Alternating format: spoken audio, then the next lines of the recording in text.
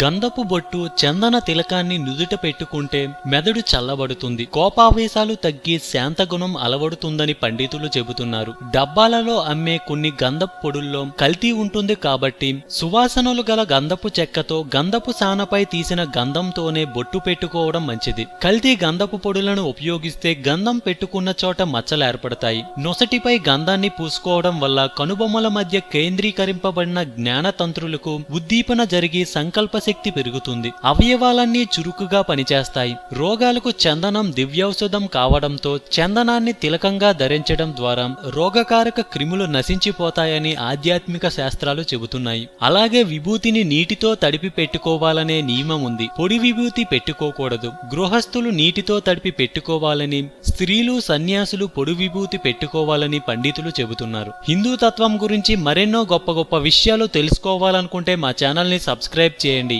ఈ వీడియో మీకు నచ్చినట్లయితే లైక్ చేయండి, షేర్ చేయండి. ఏమైనా చెప్పాలనుకుంటే కామెంట్ ని పోస్ట్ చేయండి.